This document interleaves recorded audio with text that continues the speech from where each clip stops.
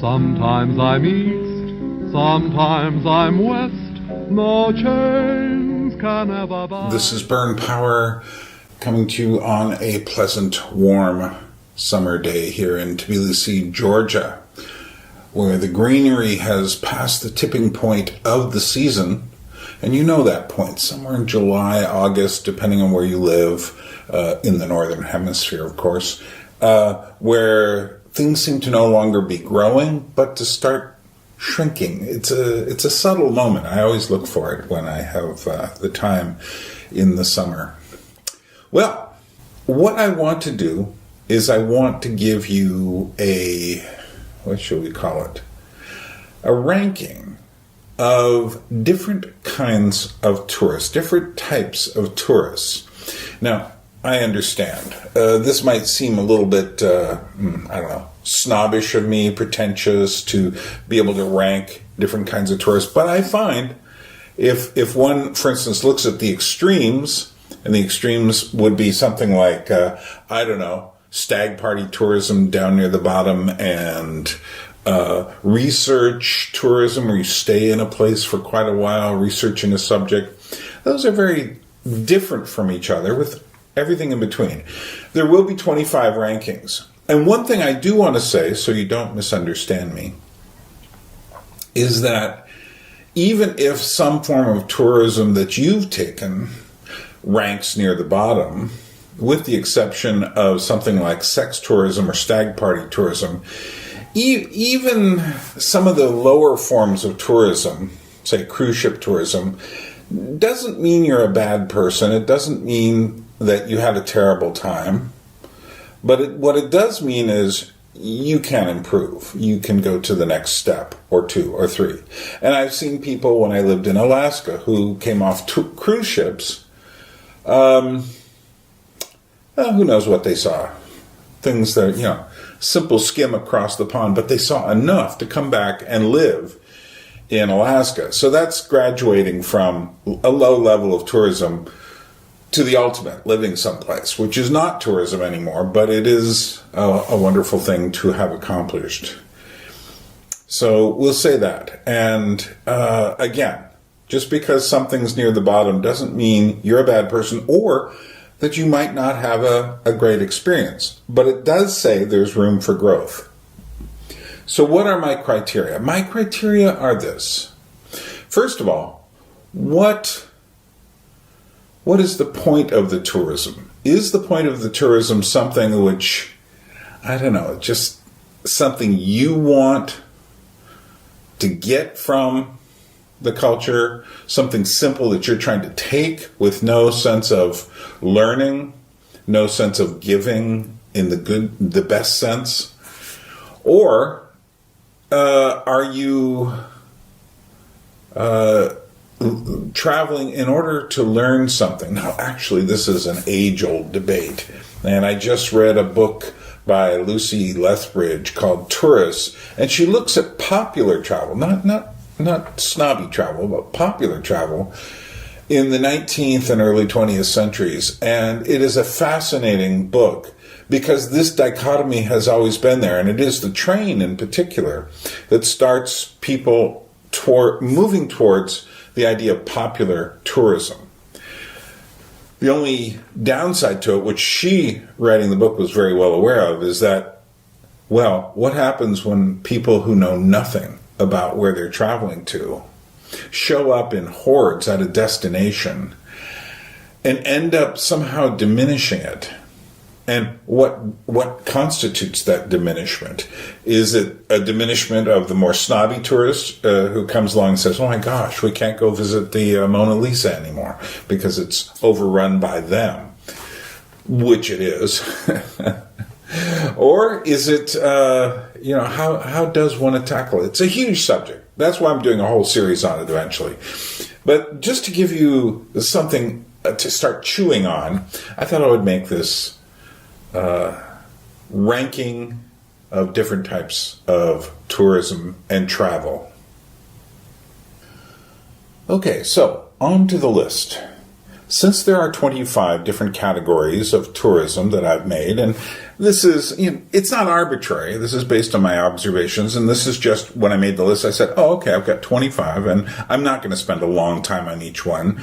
To see more, come back when I finally make the whole Tourism and Reality series. Again, this is going to end up as an addendum. Since there were 25, I broke it down into 5 different categories of 5 each.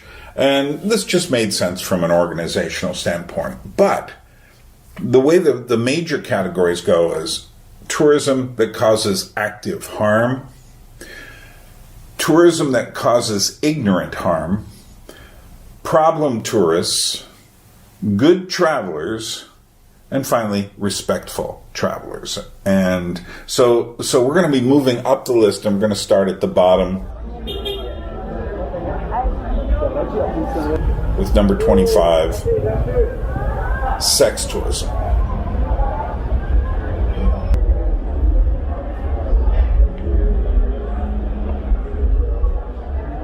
What could be further away from good tourism than sex tourism?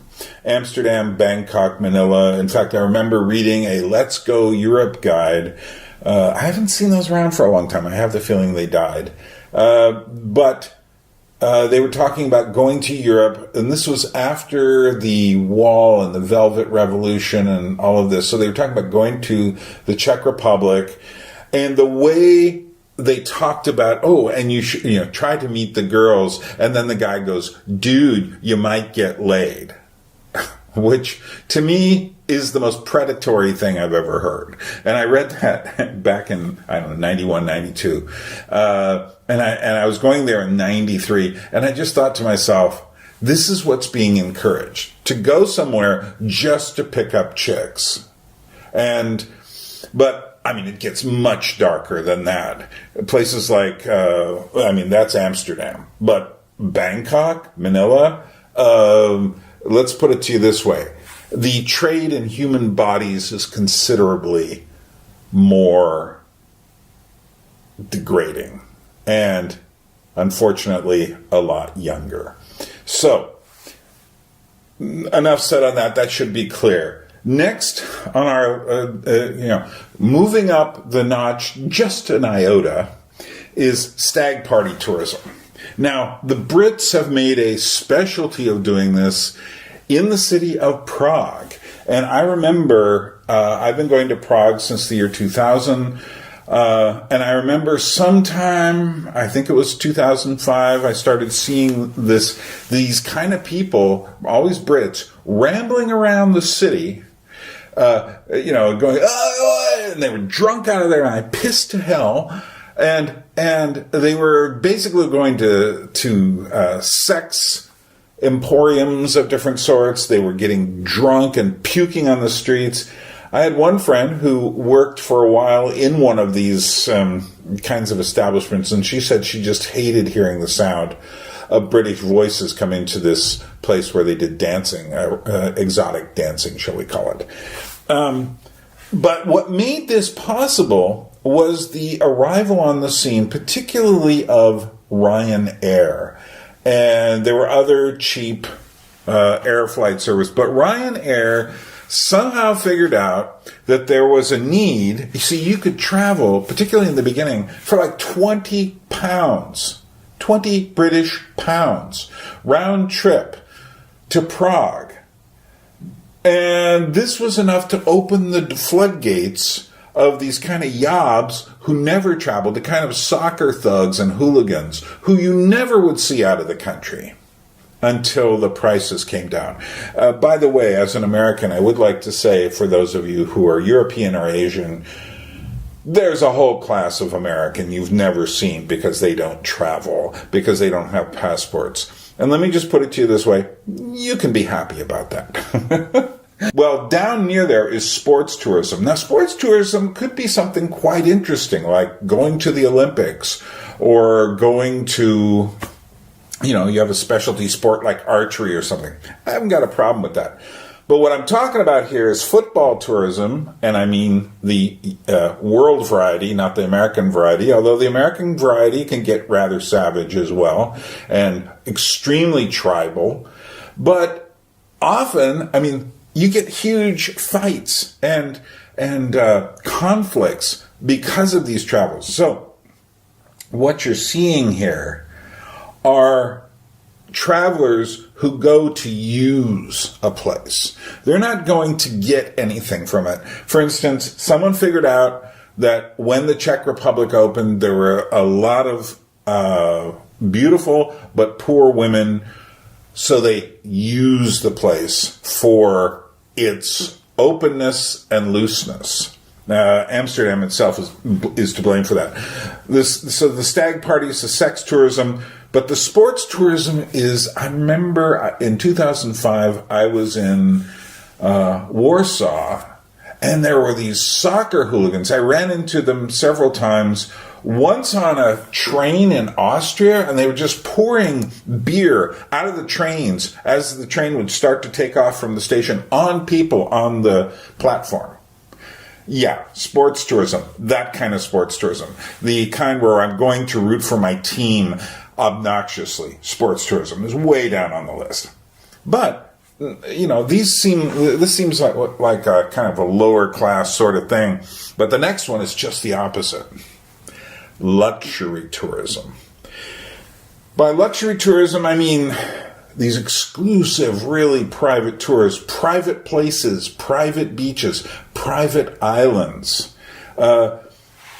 I remember in New York City, I used to go as an art mover. I would go to different places, got all over the city. Fascinating job. Maybe someday I'll talk about my experiences delivering and picking up art in New York City for 3 years. But we went into the Waldorf Astoria Hotel, which has a reputation of being one of the oldest and most glamorous hotels in the city.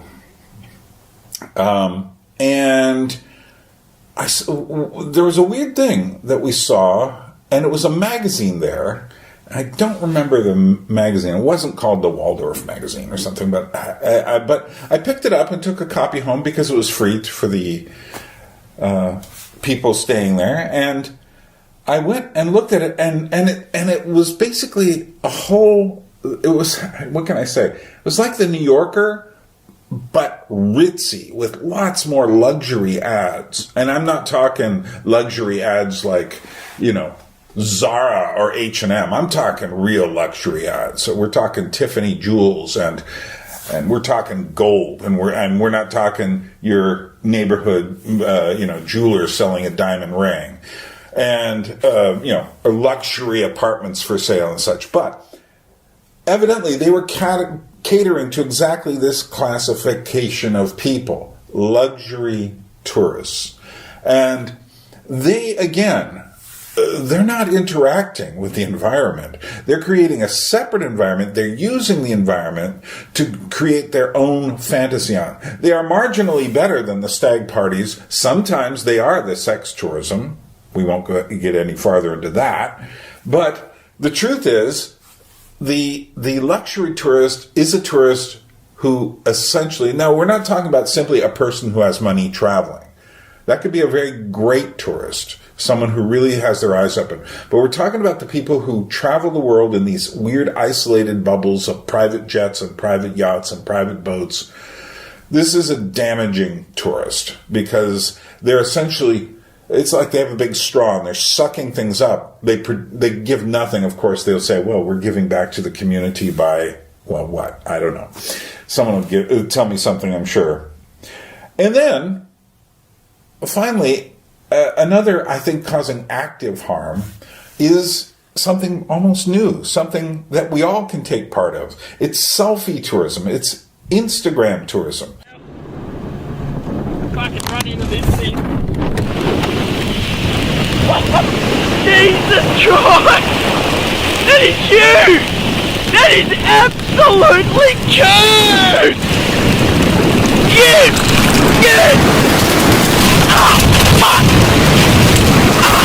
Ah! Ah!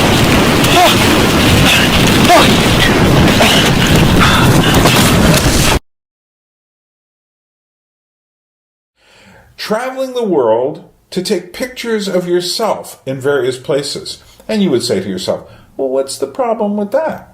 If I get to the Eiffel Tower, I want a picture of myself with the Eiffel Tower in the background.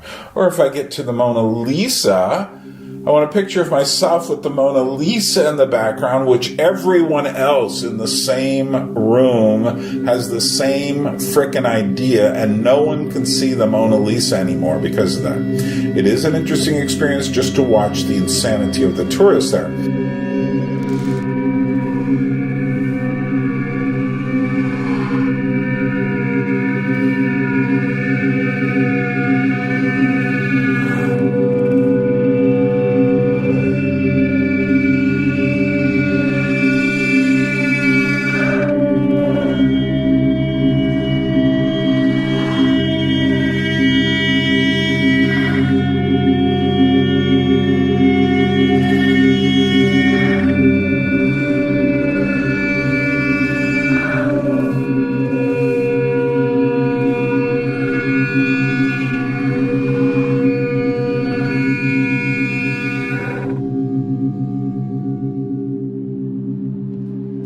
But there are whole sites that have been shut down because people have gone to certain places to take selfies of themselves and caused harm to the environment, caused harms to themselves, caused harm to, there's I can't remember the name of the mountain in New Hampshire that was shut down. It's at the end of the Appalachian Trail, the top part, the whole park there was shut down, which the people on the Appalachian Park are like, oh no, not the Appalachian hiking trail, are like, oh no, we came all this way and now we can't go. It's because they're all coming there to take selfies of themselves on top of the mountain to say we made it, damaging the entire ecosystem in order to prove a point.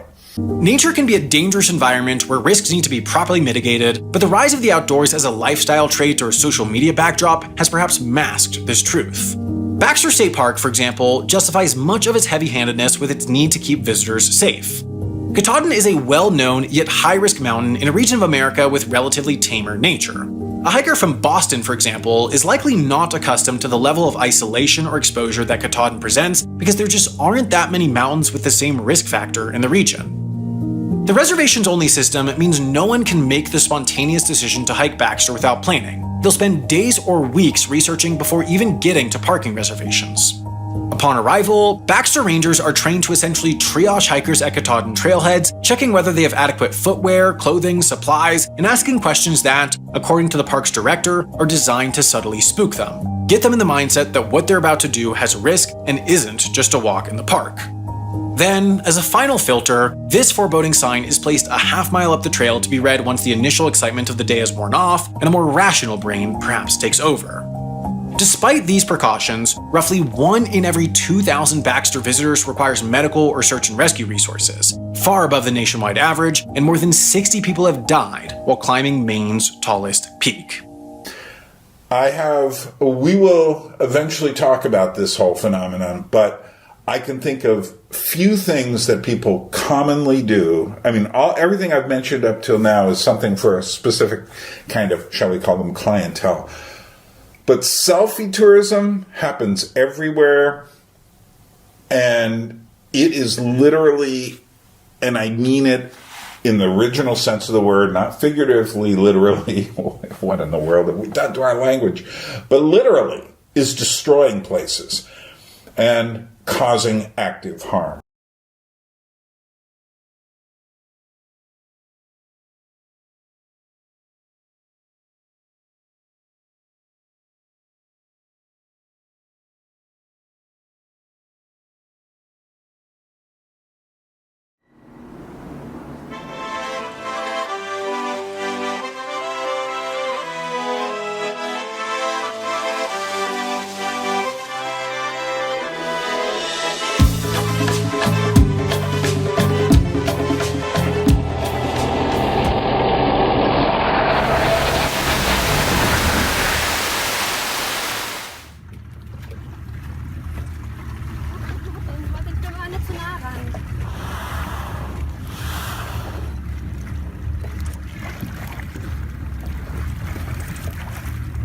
Film mij even.